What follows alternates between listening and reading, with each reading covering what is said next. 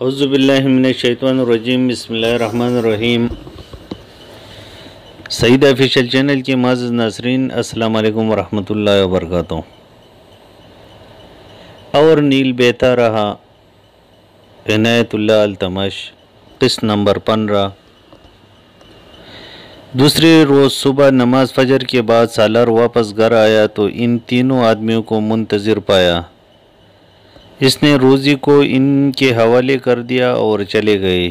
انطاکیہ سے اسکندریہ تک خشکی کا راستہ بھی تھا، لیکن ایک دو دنوں بعد ایک بحری جہاز اسکندریہ جا رہا تھا۔ انہوں نے سمندری راستہ اختیار کیا۔ راستے میں روزی ایک ہی بات کرتی تھی کہ وہ ہرقل کو قتل کر کے اس کا خون پیے گی۔ تینوں آدمی اس کی حوصلہ افزائی کرتے اور کہتے تھے وہ اس کے ساتھ ہوں گے۔ رات کو روزی سو جاتی تھی تو یہ تینوں آدمی جہاز کے عرصے پر کچھ دیر کے لیے جا بیٹھتے اور گپ شپ لگا کر سوتے تھے۔ خورشید ان تینوں میں سے ایک آدمی نے اپنے ایک ساتھی سے کہا، مجھے تو یقین ہو گیا ہے کہ تمہاری بیٹی بچ جائے گی۔ یہ لڑکی کنواری معلوم ہوتی ہے، امید تو یہی ہے۔ خورشید نے کہا، میں نے تو اپنے آپ کو اس صدمے کے لیے تیار کر لیا تھا کہ میرے بیٹی کی قربانی دی جائے گی۔ یہ تو خدا کی خاص مدد ہے کہ یہ لڑکی مل گئی ہے۔ ہمارا اسقف اس لڑکی کو قبول کر لیں تو میں صدمے سے بچ جاؤں گا۔ اس کے دوسرے ساتھی نے کہا، تمہیں خدائی مدد مل گئی ہے۔ روزی کو اپنے ساتھ لانے سے خورشید کا ایک بہت بڑا مسئلہ حل ہو گیا تھا۔ یہ مسئلہ اس کے لیے ایک ایسا صدمہ تھا جسے وہ ناقابل برداشت کہتا تھا۔ مسلمانوں کے سالار کو جو امیر انطاکیہ تھا، ذرا سا بھی شبہ نہیں ہوا تھا کہ یہ شخص انسانی ہمدردی اور نیکی کے پردے میں اس سے اور روزی کو بہت بڑا دھوکہ دے رہا ہے۔ روزی تو کچھ سمجھنے کی ذہنی حالت میں تھی ہی نہیں، اس کا تو دماغ معاف ہو گیا تھا۔ خورشید کی اس فریب کاری کا پس منظر یہ تھا کہ جیسا کہ پہلے بیان کیا گیا ہے، قبطی عیسائی ہر سال ایک خاص رات دریائے نیل کو ایک نوجوان کنواری لڑکی کی قربانی دیا کرتے تھے۔ تاریخ میں آیا ہے کہ جس لڑکی کی قربانی دینے ہوتی تھی، اس کے والدین کی رضامندی اس میں شامل ہوتی تھی۔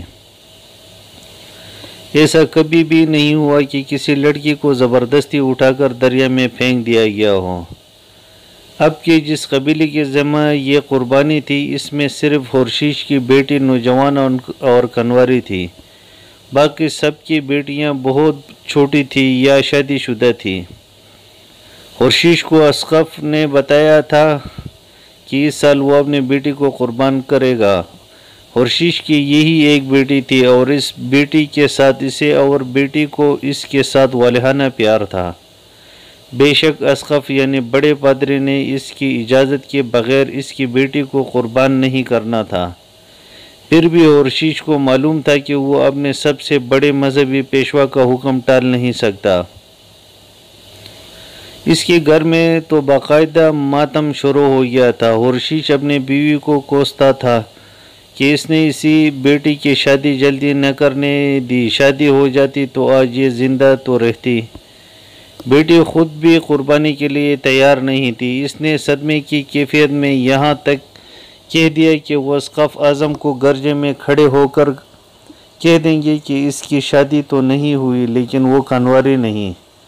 وہ کہتی تھی کہ وہ یہاں تک کہہ دے گی کہ وہ بہت بڑے گنہگار ہیں اور اپنے جیسے دو نوجوانوں کے ساتھ گناہ کر چکی ہیں، اس لیے اس کی قربانی قبول نہیں ہوگی اور نیل کا بہاؤ رکے گا نہیں۔ خورشید اور اس کی بیوی نے بیٹی کو سختی سے منع کر دیا اور کہا کہ جھوٹ بولنا بھی گناہ ہے اور اس جھوٹ سے ان کے خاندان کے اور پورے قبیلے کی بے عزتی ہوگی، اور یہ بھی ہو سکتا ہے کہ ان پر یہ الزام عائد ہو جائے کہ یہ لڑکی اپنی جان بچانے کے لیے جھوٹ بول رہی ہے۔ ان لوگوں کا یہ عقیدہ غلط ہی صحیح اور یہ ان کا وہم ہی صحیح کہ نیل کا بہاؤ رکتا جاتا ہے، لیکن یہ لوگ اپنے عقیدوں کی پابندی بڑی ہی سختی سے کرتے تھے۔ ہرقل نے جو سرکاری عیسائیت رائج کی تھی اس کے مطابق قربانی قتل جیسا جرم تھا، لیکن یہ لوگ یعنی قبطی عیسائی دن کے بجائے رات کو یہ رسم پوری کر لیا کرتے تھے۔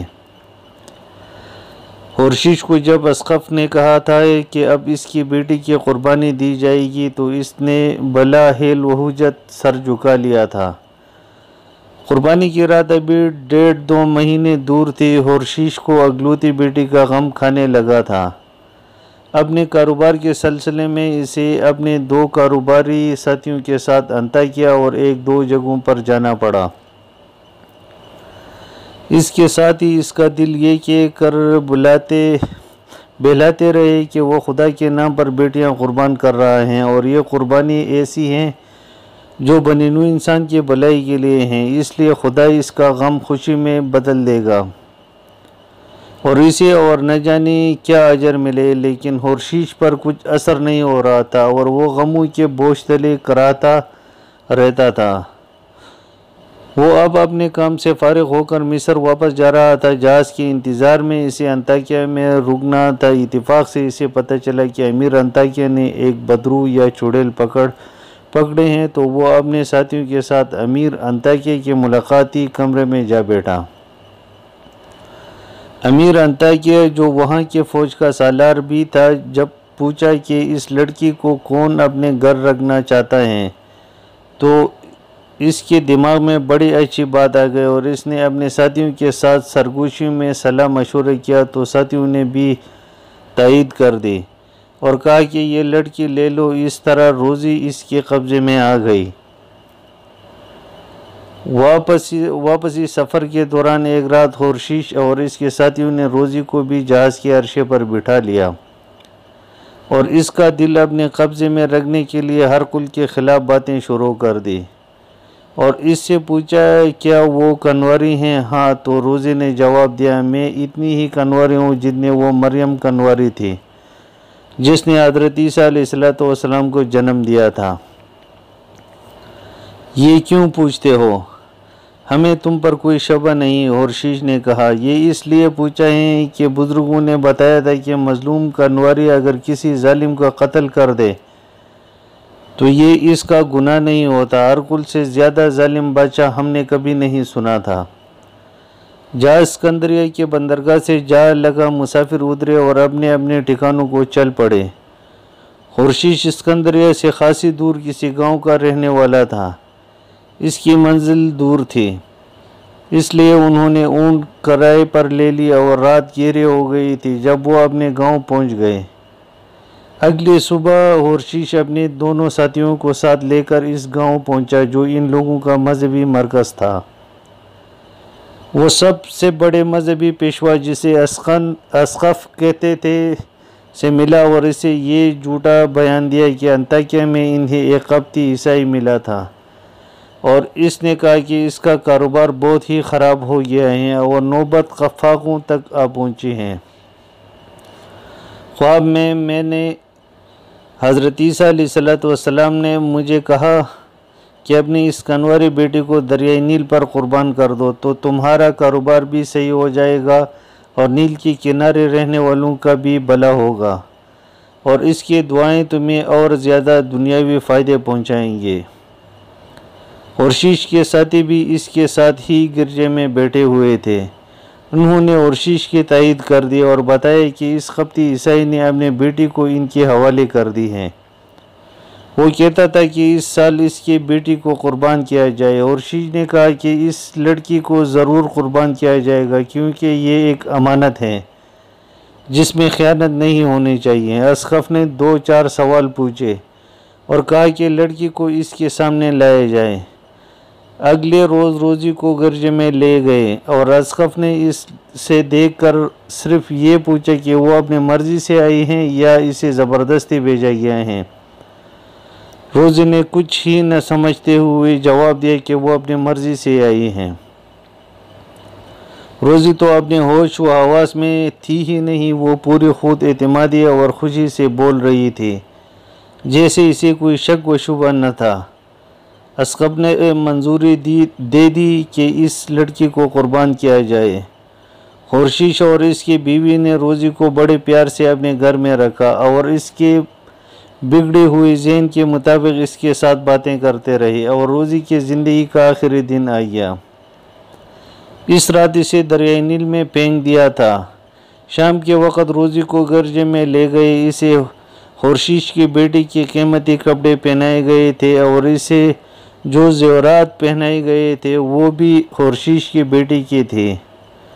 خورشید نے اپنی بیٹی کو بچانے کے لیے اس کے سونے کے زیورات قربان کر دیے تھے۔ وہ اپنی بیٹی کی قیمت دے رہا تھا۔ 10-11 سال پہلے یہ رسم اعلانیہ ادا کی جاتی تھی۔ ہر طرف منادی کرا دی جاتی تھی کہ آج رات نیل کے کنارے فلاں جگہ ایک لڑکی کی قربانی دی جا رہی ہے۔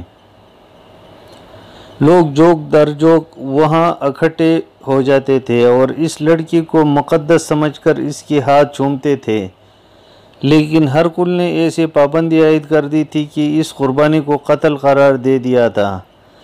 پھر بھی یہ لوگ چوری چھپے ہر سال یہ رسم ادا کر دیا کرتے تھے اور اس کا اعلان نہیں ہوتا تھا۔ روزی کو ایک جگہ جو بستیوں سے دور تھی دریائے نیل کے کنارے لے گئے۔ خورشید نے اسے بتایا تھا کہ دریا پر ایک کشتی ملے گی اور وہ اسے اسی کشتی سے اسکندریہ تک لے جائے گا۔ اسقف وہاں موجود تھا اور قبیلوں کے 2-4 سردار بھی تھے۔ اسقف نے روزی پر خوشبودار پانی چھڑکا اور اس کے سامنے کھڑے ہو کر کچھ پڑھا اور پھر اس کے دونوں کندھوں پر باری باری انگلیاں رکھی اور پھر اس کے سینے پر انگلی رکھی اور اسے بازو سے پکڑ کر دریا کے کنارے لے گیا۔ وہاں کنارہ خاصا بلند تھا۔ پیچھے ہو کر اس نے روزی کو دھکا دیا اور وہ دریا میں جا پڑی۔ رات تاریک تھی۔ اسقف اور باقی لوگ ایک مذہبی گیت گنگنانے لگے۔ دریا خاصا گہرا تھا لیکن بہاؤ میں تیزی اور تندی نہیں تھی۔ کبھی ایسا نہیں ہوا تھا کہ کوئی لڑکی دریا میں سے زندہ نکل آئے ہو۔ ہر وہ لڑکی جسے پھینکا جاتا تھا وہ ڈوب کر مر جاتی تھی، لیکن روزی کے معاملے میں کچھ اور ہی ہو گیا۔ روزی اپنے قبیلے کے سردار کی بیٹی تھی اور بڑے شوق اور چلبلی لڑکی تھی۔ ان کے بستی کے قریب سے دریا فرات گزرتا تھا۔ روزی اپنے 2-3 ہمجولیوں کو لے کر دریا پر چلی جاتی اور تیراکی کرتی تھی۔ جوں بڑی ہوتی گئی وہ دریا میں آگے یعنی وسط میں جانے لگی، جہاں بہاؤ خاصا تیز ہوتا تھا۔ وہ اونچے سے اونچے کنارے پر جا کر دریا میں کودا بھی کرتی اور تیر کر نکل آتی تھی۔ اس کے باپ نے یہ انتظام کر رکھا تھا کہ 2 آدمی اس کے اور اس کے ہمجولیوں کے ساتھ دریا پر بھیجا کرتا تھا تاکہ خطرے کے وقت لڑکیوں کو دریا سے نکالے۔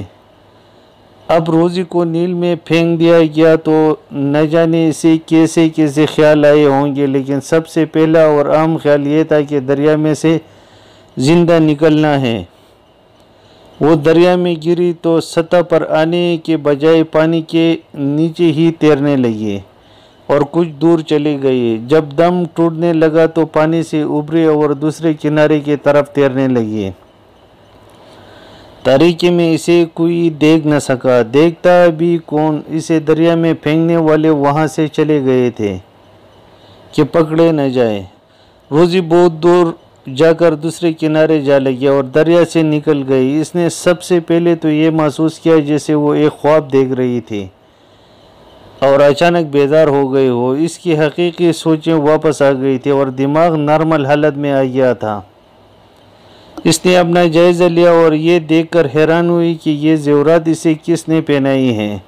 وہ وہی کھڑے رہے اور سوچنے لگی کہ اب کیا ہوگا۔ اسے تو یہ بھی یاد نہیں تھا، نہ اسے احساس تھا کہ وہ اپنے گھر سے کتنے دور نکل آئی ہیں اور کیا یہ دریائے فرات ہیں۔ تھک ہار کر وہی بیٹھ گئی۔ رات تو تاریک تھی۔ اس کا ذہن روشن ہونے لگا۔ اسے لڑائی یاد آئی، خونریز لڑائی۔ اسے اچانک یوکلس یاد آ گیا۔ یوکلس کی محبت تو اس کی روح میں اتری ہوئی تھی۔ یوکلس کی یاد نے اس کے ذہن اور جسم کو شدید دھچکا دیا۔ اسے یاد آ گیا کہ وہ خون میں نہائی ہوئی لاشوں اور تڑپتے کراتے ہوئے زخمیوں میں یوکلس کو ڈھونڈتی پھر رہی تھی۔ اس کا ذہن کھلنے لگا۔ یوکلس کی لاش ایک مکان میں یوکلس کی ماں کی لاش روزی کو یاد آئی۔ یہی لاشیں دیکھ کر اسے کچھ ہوا تھا اور وہ خواب و خیال کی دنیا میں چلے گئے تھے۔ حقیقت سے تعلق ٹوٹ گیا تھا۔ وہ جو جذبات کی شدت تھی جس نے ذہنی طور پر اسے معاف کر دیا تھا، وہ پاگل تو نہیں ہو گئی تھی کہ اس کا ذہن حقیقت کو قبول ہی نہ کرتا۔ اب ایک اور دھچکا لگا کہ وہ حقیقی دنیا میں لوٹ آئی۔ جاری ہے انشاءاللہ اگلا قصہ بہت جلد بھائیوں کے ساتھ میں شیئر کروں گا۔ اپنا خیال رکھیے گا۔ اللہ حافظ۔